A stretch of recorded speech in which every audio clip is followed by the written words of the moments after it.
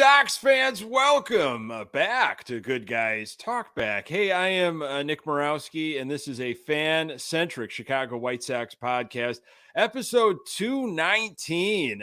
Thank you so much for joining us on the YouTube channel. I try to do these live on Sunday nights. This time, 8 p.m. Sometimes it's 8:30.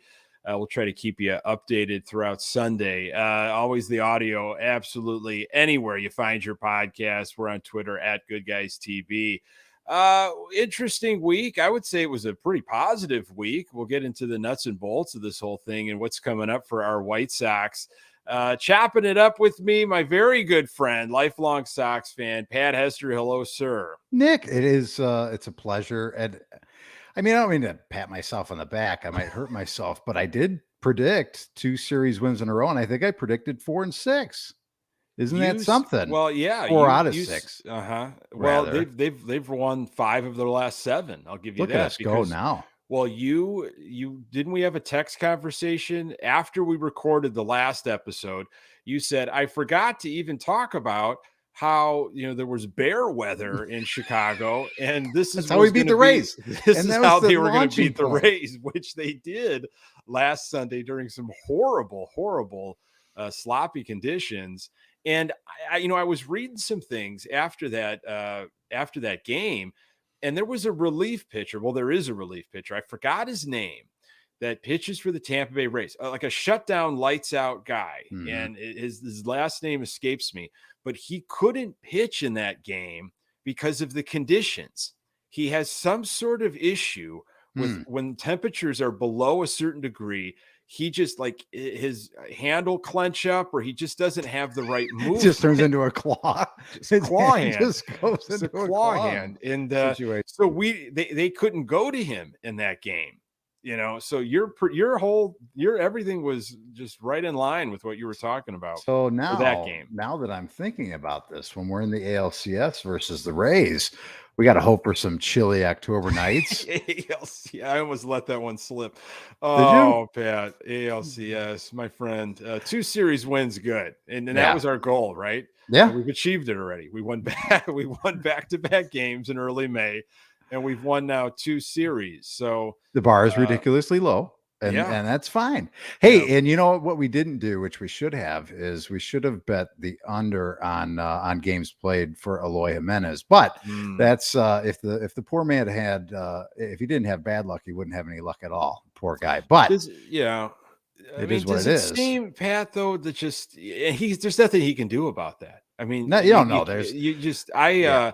I had my appendix removed when I was in 3rd grade, and I was back to playing, Mike Tyson's Punch Out and Excite Bike within days. So is that right? Yeah, I was able within to get days. Back. I was able to do Mike Tyson Punch Out. That's fantastic. I was able to get back on the NES within days.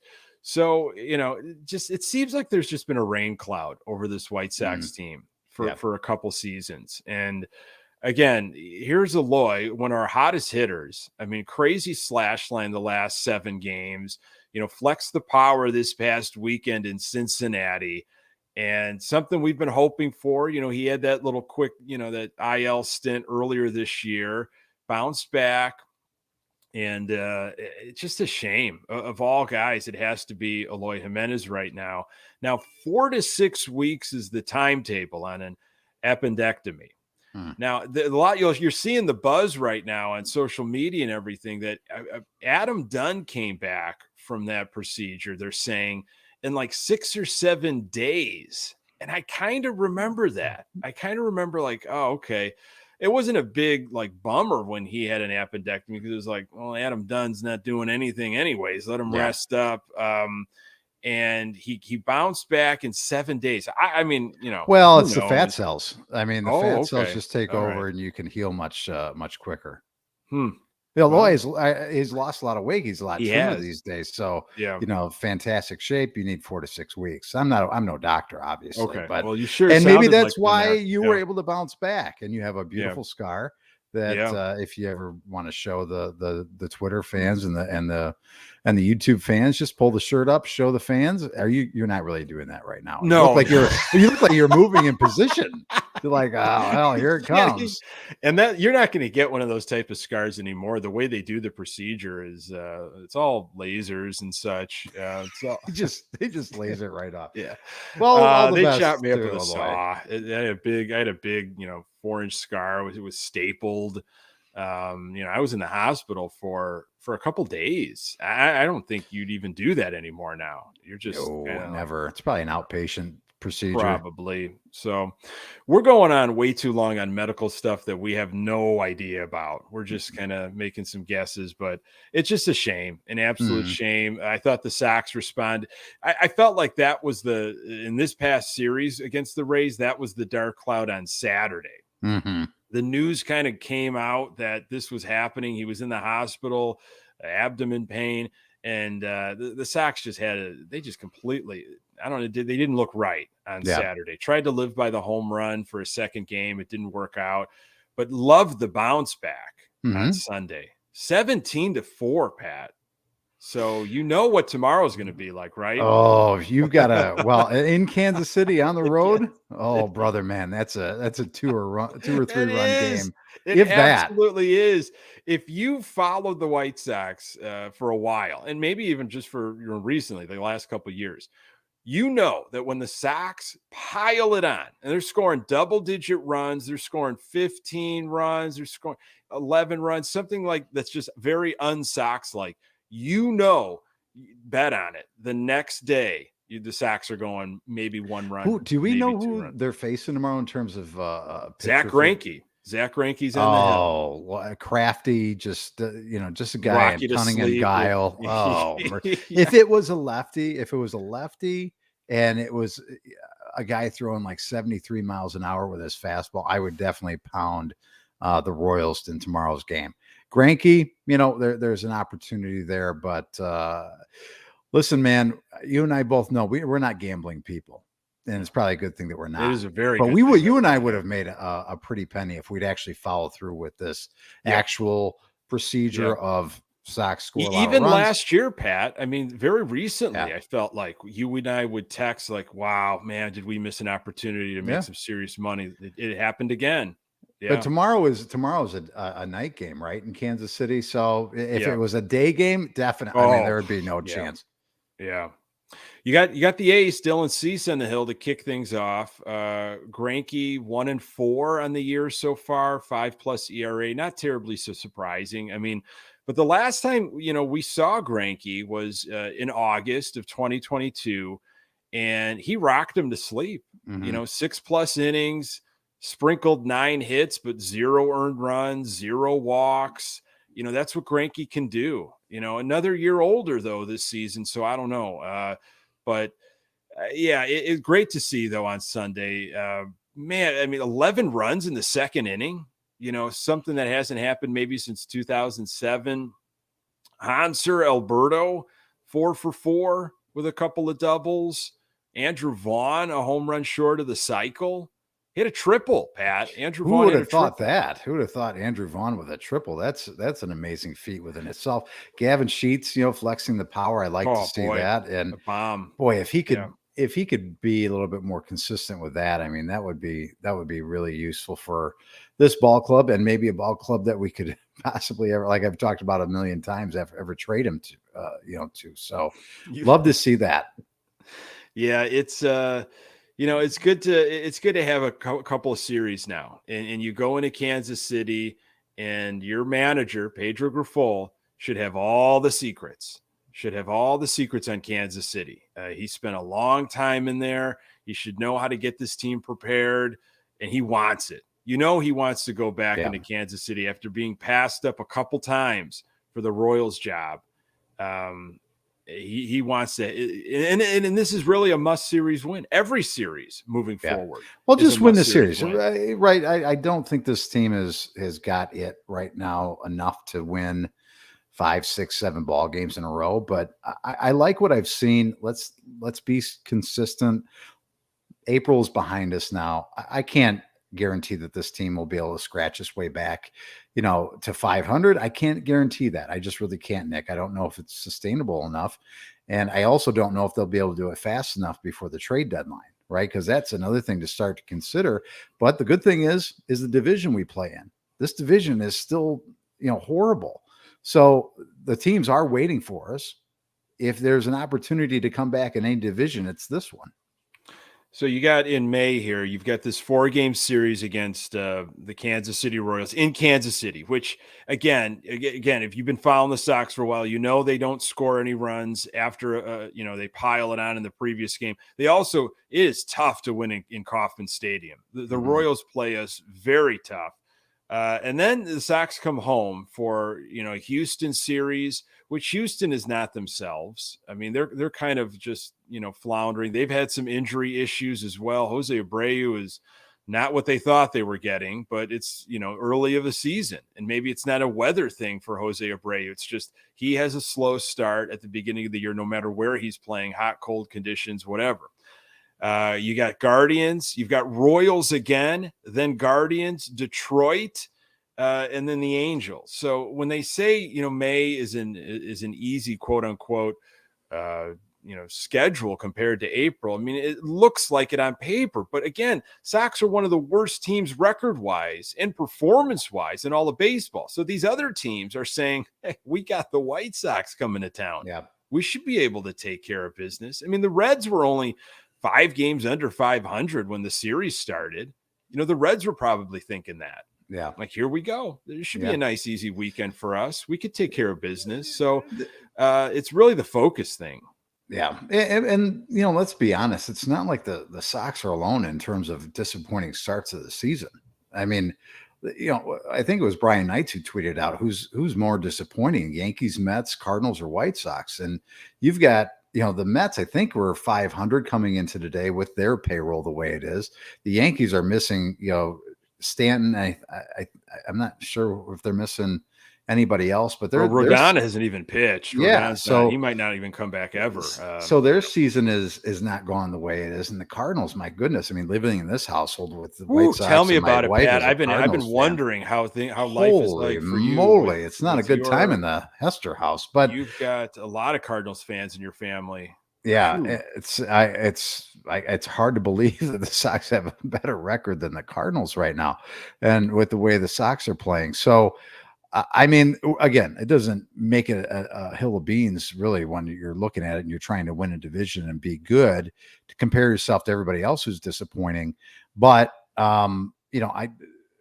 again, we'll see. I think if you're looking at if you're comparing those two teams and we're talking about the Cardinals and the White Sox, the Cardinals can at least look back on recent history and go, we've got things that we've done in this organization and we've been able to play good baseball. We've won a lot of divisions. We've gone to playoffs multiple years in a row, and we've won World Series in recent memory. This can be turned around. We're a good organization. The Sox, you look back on it, it's like, oh, okay, last year was a complete disaster. We've won, 2 playoff games in the last, I don't know how many years. We've got an owner that just, thank God he doesn't talk very often, because what he vomited up the other day was just despicable and shows why the game has passed him by. So that you have that kind of class organization, and then you've got the team that we root for. So, this month does shape up to be looking like, okay, we've got an opportunity here. But again, just because teams are not playing well or under 500 does not mean that we've ever fared well again. The Kansas City Royals have been under 500 a lot in our lifetime, Nick, and we have not performed well against them, especially there. Cleveland's under 500 right now, and was, I think tied with the Sox and the Twins as favorites to win the division. But we haven't played well against them in the last couple of years. So nothing is going to be given to us. It's just going to be, what kind of team is going to show up and what kind of pitching we're going to get, especially out of the bullpen. Yeah, you're right on with the White Sox. They're not alone in underachieving. Bob Nightingale, the White Sox whisperer, had an article on Sunday in USA Today, and it just seems like somebody is speaking to him in the front office. It's just felt like it over the years, whether it's Jerry or somebody else. And hey, this is what maybe you want to focus on and some of your articles. And you wrote about, Cardinals, as you mentioned, White Sox, Yankees, Phillies, Mets should be all looking at the 2019 Washington Nationals. who were 19-31, 10 games out of first place on May 24th, and they turned it around and won the World Series that year. And, Dave Martinez, the manager at the time, his quote is simply something that kind of Grifol has been saying in post game. Just, don't panic. We're having our rough stretch right now. It's tough that it's at the beginning of the season, because this is the product that everybody sees. But, one game at a time, keep the energy, keep the positivity, keep everything in check, and hang in there, and don't lose your focus, and, better things will happen. But Nightingale also said in the article, that the Sox have got this Bermuda Triangle here of lousy hitting, awful pitching, and horrendous defense. So it's one thing to stay positive, Pat, and just be like, things are going to change around, but you have to change the way you're playing. Yeah. You absolutely have to figure out the fundamentals consistently.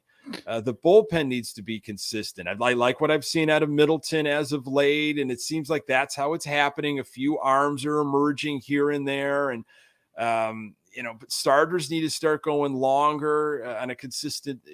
Dylan Cease is not 2022 Dylan Cease, which we've talked about. It's very difficult to follow up the type of year he had last year. Is he still, a top pitcher?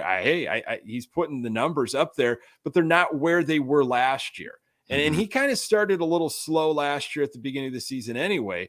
And then he went on, a crazy run. But, Nightingale asking you to look at the Nationals, do you buy into that kind of way of thinking, Pat? It's an interesting question. I mean, there's teams that have definitely started out slow. I think I remember the 2005 Houston Astros did the same thing and made it all the way to the World Series. The Braves a couple years ago. Yeah. So it's there's precedent for it. It's not like you're completely buried, but I think you and I and a lot of other White Sox fans just go back to recent history and saw the way that the team started last year and had to fight and claw. And it took so much seemingly energy just to get back to 500, and they get there. And then it's like, okay, then it kind of wash back again. And it's almost like waves in the ocean. You're on the beach and just all the waves are in, and then they're just going right back out. And you just keep, they're back in again. And then they're back out again. It's just that constant thing. So but again, that was under different leadership. That was last year's team. Have they learned from that last year? I don't know. And, coincidentally enough, Nick, and it's just, it still amazes me because I don't think he's doing anything otherworldly right now. Tim Anderson's back on the team and the team is winning again. It's just unbelievable how that's a correlation. Again, I don't know what it is. It's just his presence. And maybe, you talked about the bullpen, Liam Hendricks came back and pitched in a game. In the minor leagues. If that doesn't amaze you enough, the energy that he might be able to provide to that group in the bullpen, and again, settling that situation back down whenever he's able to come back and pitch for the big club, which I don't know if you may know better than I do when that timetable looks like, but maybe that's the linchpin, if you will, for that bullpen, is just getting him back and getting his energy back, and everybody kind of falling back into where they feel like they should be in this bullpen rotation. Such an amazing story, the Liam Hendricks story. And he recently talked about how he may very well have been pitching with non-Hodgkin's lymphoma last year because he felt some lumps in June, and, and what he did, he made the all-star team and, had some pretty impressive numbers again. And here he is. As we record, he's had, I think, 2 outings for the Charlotte Knights, pitched pretty well. It sounded like the Sox wanted 4 or 5 outings from Liam Hendricks before they were thinking about bringing him back. You got Yohan Moncada. That's, swinging the bat for the Knights right now. He had a home run on Sunday. So maybe Moncada in the near future. Crochet, keeping a radar on him as we're approaching mid-May, and that was kind of the expected mid-May, late May. Maybe the energy with Liam Hendricks. Gosh, I mean, if there's ever going to be someone to rally around, it's Liam Hendricks, and have his presence on a regular basis. And I mean, again, you don't want to put it all on his shoulders. I mean, he has been through enough. It's just an amazing story. But I don't think, with what he said in his press conference, it's not like a why me thing.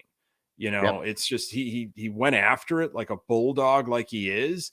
How can I help others? How can I spread awareness? And I mean, yeah, just to have him around, it's got to just be a huge lift.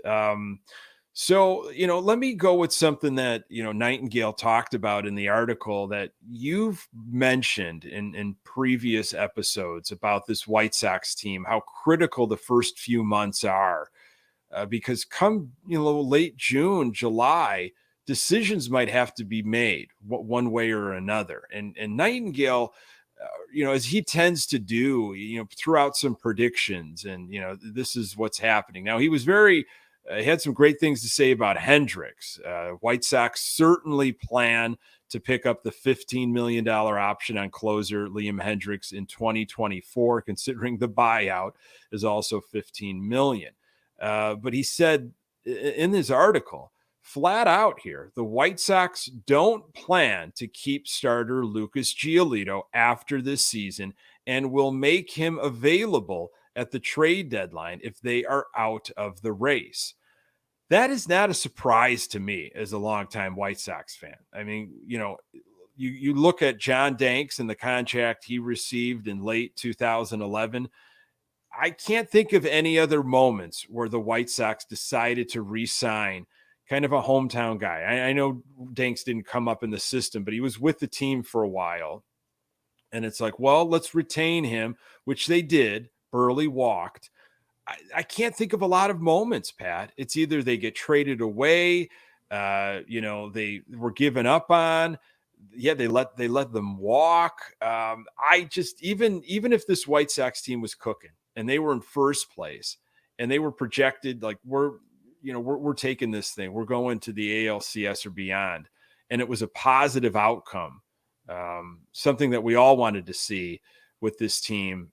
I still don't think they're bringing back Lucas Giolito. They don't pay for starting pitching. So to know that he's going to walk after this season and test the market, and the Sox are saying right now, yeah, we're not, like, well, not a shock. Then it's such a weird position that the Sox are in. Do you just try to get something for him at the trade deadline? Well, where do you have to be? Where do you have to be in the division, to make that decision? I don't know. I wonder if it's more about, I don't know if it's a certain number of games back you are, but I think it's like you take a look at the way the team is playing, right? Yeah. Let's kind of just throw out maybe how many games back you are.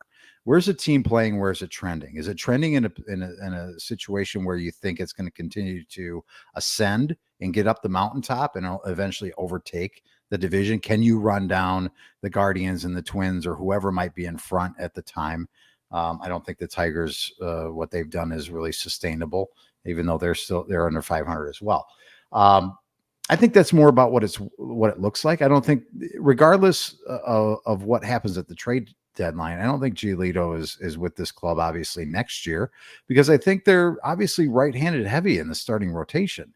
And you've got, as you mentioned, Crochet coming back at some point, and I think they are eyeing him as a starting pitcher eventually. So I just think that's the long play for him, whether he comes back in the short term as a reliever, and then I think he gets moved, because you can't have a starting staff with 5 right-handers. I just don't believe that. So somebody's expendable.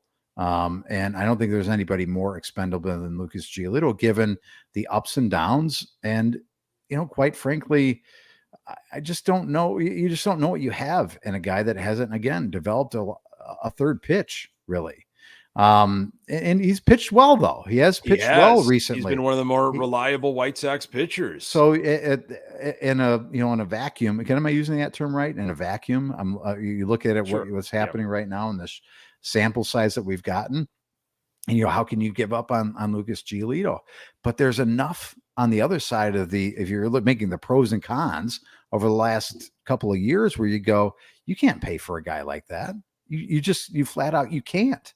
Because there's been more bad than good. Honestly, there's been some really good. The highs have been really high. but there's been some really low lows.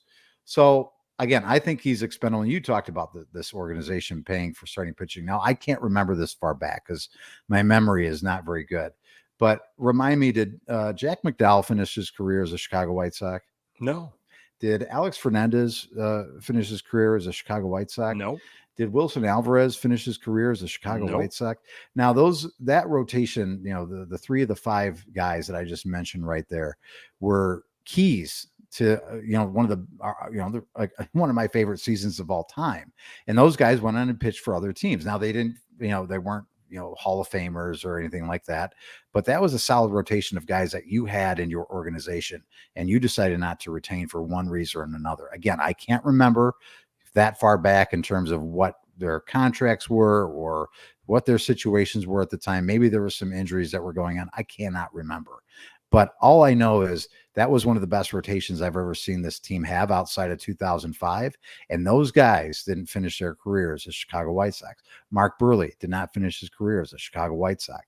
So it would lead me to believe that anybody on the starting staff is expendable. And quite frankly, Dylan Cease may eventually pitch himself out of the South Side. Well, that's an interesting point you had, because I was also going to say, Chris Sale didn't finish his career with the White Sox for a particular reason, as that began the great rebuild. And are you going to, rebuild the rebuild by using Dylan Cease? There was an article in The Athletic recently. Ken Rosenthal had the write-up, and it was essentially putting White Sox talent in these 3 tiers of, guys that are their contract is going to be up at the end of this season, guys that you might be able to, package and get something for.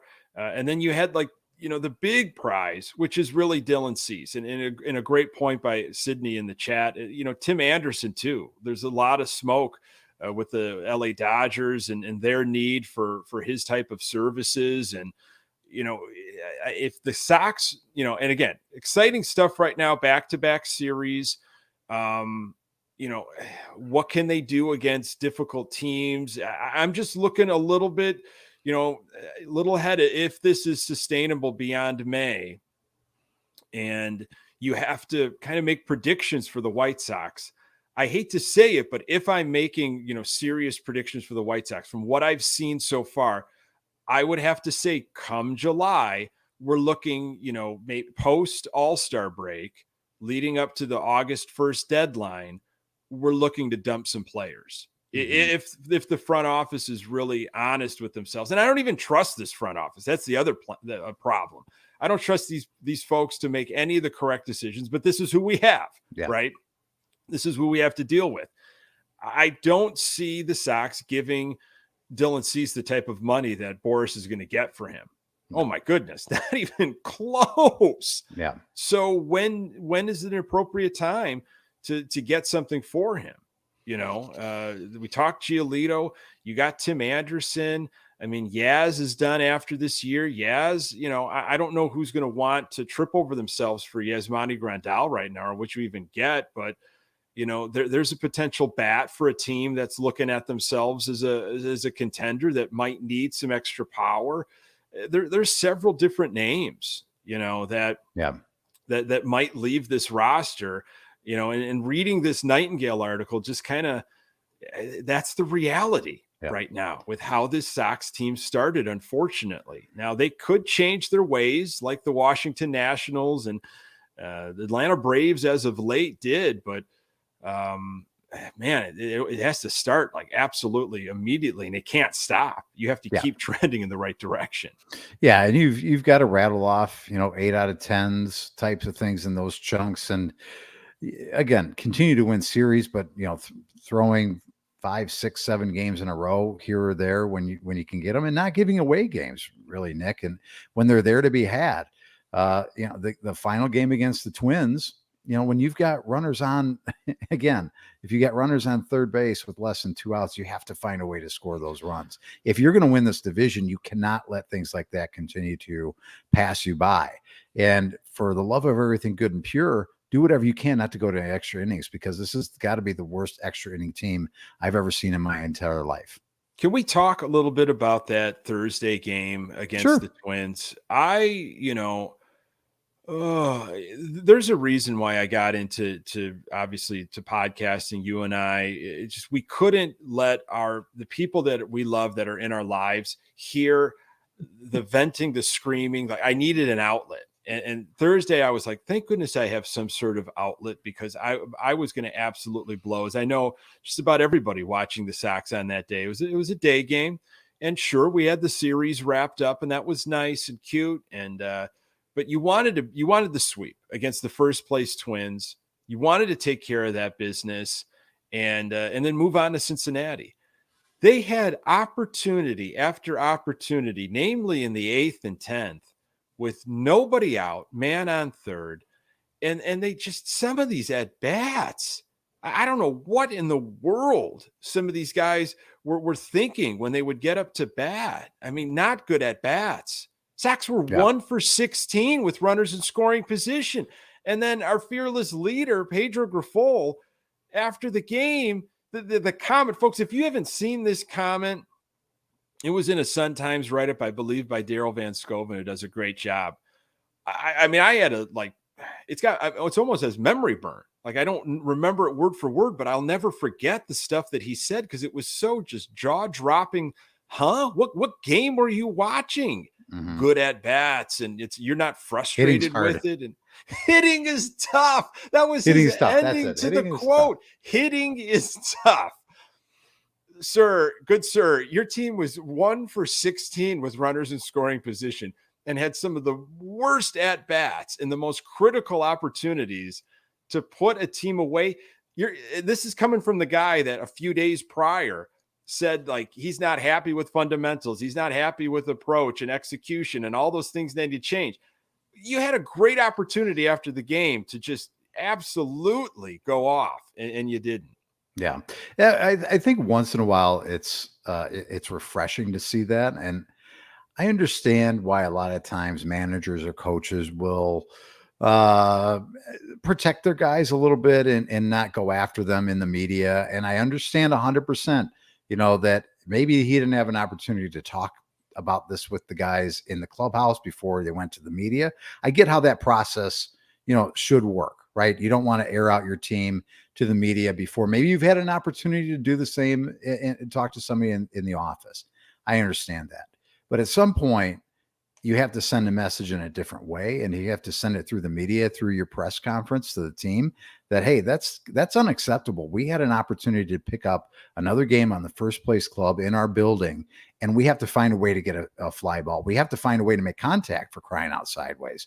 I mean, you can't go up there and strike out in those situations. So I get it. Quote here, Pat, if you're ready. Please read it for me, and I'll try not to fall out of my chair. It's not frustrating for me, Grifol said. The right guys were at the plate. It was just one of those days. They had a good approach. They took good swings. It just didn't happen. Hitting's tough.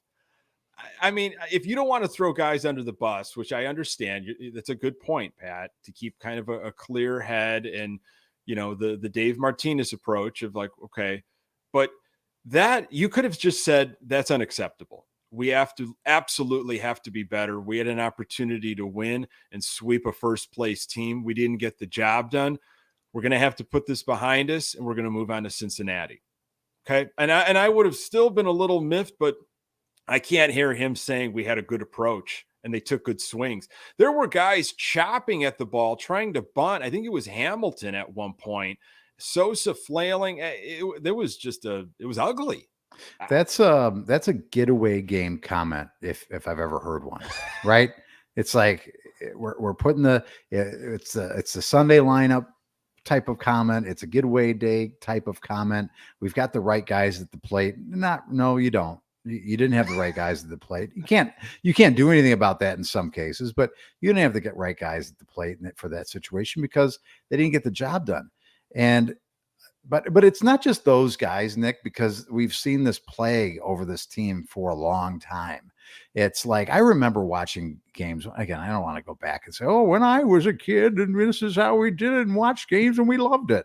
But it just seemed like, man, it's a guy in third and you see the fly ball and that'll get the job done. And it's like, it wasn't sexy. And it wasn't like there's no fireworks that happen unless it's the walk-off sacrifice fly. But I mean, listen, you got to get those. You got to get that job done. You have to find a way to get the ball in the air. I mean, You've got to find a way to make contact. Just like a suicide squeeze at one point, like when it didn't happen in the 8th. And again, that wasn't extras, obviously, but they could have put it away. Yeah. And then I was thinking 10th, or maybe they learned their lesson. Again, this isn't going to be pretty. This will be kind of ugly, but put it on, man. Like, let's win this game and get out of here and move on to Cincinnati. This game is not going the way you wanted it to go. A win is a win right now. And that's how it's got to happen. And I just, Hunter Alberto, he got hit by a pitch and swung the bat as well, which was an interesting choice. Could have ended on his hit by pitch. And his post-game comment was even more ridiculous. Just how he was guessing a certain pitch and it wasn't, and the ball came up on him. And it's like, I didn't want to swing, but I did. And that's totally George. It's totally George. Was that wrong? Should I have not done that? Look, if I knew that was going to be frowned upon, I would have not swung. I would have I've always swung at pitches when they hit me. I didn't know that's how it was done here. I'm new. I'm still new here.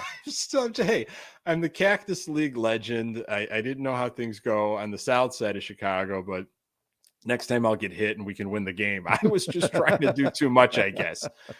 I mean, that was a tough one. That almost broke me, Pat. And man, you've been almost broken a lot. I don't know over the last couple of years. But this shows how strong you are, Nick. Sure, it shows your strength. Well, I'm weathered. I mean, all Sox fans are weathered. We've been through a lot, man. I tell my kids all the time. It's easy to root for good teams. Rooting for the teams that I root for, that builds character.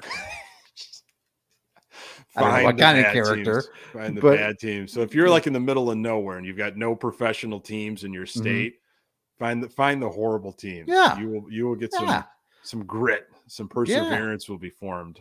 Yeah, that's not a bad. Hey, that's what I tell. That's what I tell little kids if they'd ask me to come to a conference. If they asked me to be a speaker, sure. If I had an assembly, Why would anybody knock on your door and say, "Excuse me, Mr. Hester, I don't know you from anyone, but I got this opportunity for somebody to speak at my school." I just, thought maybe it would be great if you could spread some wisdom about, forming moxie and perseverance and grit. Yeah. Hey guys, root for losers and you'll be well off. Excuse me, Mr. Hester, you have 35 more minutes to fill. If you could maybe expand on that. Could I play one of our shows? Could I just put put the mic like over the phone and just say, check this show out, I guess? There we go. You might not be asked back, but you know what? Maybe you don't want to be. Maybe just one speaking engagement is all you need. All I need is one of those, the chocolate milk and maybe a Choco Taco, and I'll be, as long as they could give me those things, I'll do it for that. It was a good day for it on Sunday. 80 something degrees in the Chi-Town area. Choco Taco, sure. Get your fill today. You and I have both been in Kansas City. Speaking of it being steamy, we have seen the Sox lose. It's infuriating traveling, but we've done it. Everybody does it. They go see the Sox on the road. Not a bad time. The stadium's kind of out in the middle of nowhere, but you're going to eat well. Some amazing barbecue, and I don't mind the stadium. I really don't. I'd love to go back to Kansas City because the last time we were there it's a little foggy for me to remember all the details. But I would love to go back. We had a couple Fridays and a Saturday one night. It was a good time. I love that they've got that baseball Hall of Fame. I talk about it all the time. I love that they've got their own team Hall of Fame out in left field that you can walk through. And I think Ned Yost was being inducted into the Hall of Fame this year for them, and other teams do this. I think it's such a cool concept. I would love the White Sox to do their own team Hall of Fame, and I was just thinking about guys that are not obviously MLB Hall of Fame or, worthy, but were just standout players for the Sox that played a majority of their career for the White Sox, had just key moments. And who would I want to maybe induct and bring into a White Sox Hall of Fame? And I don't know if this would be the inaugurating class, but I think of a Ron Karkovice, who played his entire career with the Chicago White Sox. You know, you bring him in, you bring Thigpen in to a White Sox Hall of Fame. I even think, you know, in that era, you bring in Jack McDowell, Blackjack. Those are some fantastic names that you mentioned. It would be nice for them to do. I'm surprised they haven't done anything with as much as they've changed that ballpark. They've obviously are open to making adjustments. Maybe they could do that instead of making another bar on the 500 level next year, Nick. Maybe, I don't know where you're going to put it, but it could serve like, okay, where the Shy Sox Bar and Grill is, if you do something on the opposite side of the stadium, perhaps, and it's just something to walk through, you know, before a game. It's just some memorabilia, you know, what they have in the dining area for all of the scout seat folks. And they have all that memorabilia that used to be in a little White Sox Hall of Fame behind home plate on the back concourse next to the gift shop. They removed that, and they put all of that special memorabilia for, you know, the scout seat folks. That's the type of stuff I'd love to see, you know, just jerseys and uniforms from different eras. And, you know, guys like, you know, Bill Melton, you know, he's not going to be in any MLB Hall of Fame. Man, get Dick Allen for sure. Allen, he should be in the Hall of Fame. Put him in the White Sox Hall of Fame. You know, guys that just had an impact. Managers, obviously, you put in Nancy Faust and Bossard and Hawk and Wimpy. I mean, Ozzie should have his number retired as soon as possible. Can I mark it down? It's only taking until May 7th before Nick has said that.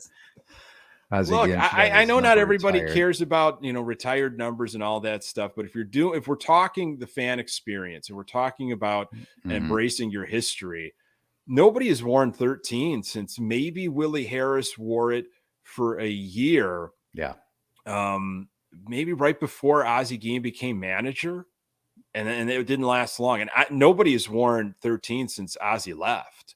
Yeah. So with all of the years he played, what he did as a manager, I mean, to me, it's a no-brainer that should be a retired number. It's very curious. It's very curious that hasn't happened. But Nick, positive things have happened. I know we focused a lot about on the negative. Positive Patty is trying to come out of the grave. Zombie Pat. It's been a nice little bit of a change of pace here in the last week plus. 2 series wins in a row. There's opportunities for more wins on the calendar. You go out there and you take them when they're available. You're not. I highly doubt they're going to win 4 games against Kansas City, but a split would be disappointing at this point in the season. So you need to go out there and win 3 out of 4. These are games that you should win. You are a more talented ball club than the Kansas City Royals. You have to win these games. And then, you know, who knows after that, but keep this momentum going and let's see where we're at the end of May when we get to that point. If we're still talking about, you know, the trade deadline looming and these rumors that are starting to pop up, or if we're talking about, man, we're right back in this race again, and we're trying to run down the Twins. Yeah. 8-21, the Sox were in April. You know, that has to be almost flip-flopped in May to have those kind of feel-good feelings that you were talking about. I like the pitching matchups in Kansas City just for some weird reason. The Royals just, you know, they play us tough. Hopefully Pedro Grifol has all the secrets, and gets this team absolutely prepared. So, Pat, always a pleasure, buddy, talking White Sox with you, my friend. Nick, let's make a date for next week. What do you say? I like it. I like it. We'll be recapping Royals and that home series with Houston. You got the big Eloy Jimenez talking bobblehead next Saturday. Unfortunately, does it say ouch? Yeah, exactly. They might have to change. They might have to change up the wording on that. But folks, really appreciate you joining on the YouTube channel. You can subscribe and check us out live, usually on Sunday nights, 8:30. Try to keep you updated throughout the day on that. And obviously the audio everywhere you find your podcasts. We are there on Twitter at Good Guys TB. We've got a Facebook fan page. For Pat Hester, I am Nick Murawski. Until next time, go Sox.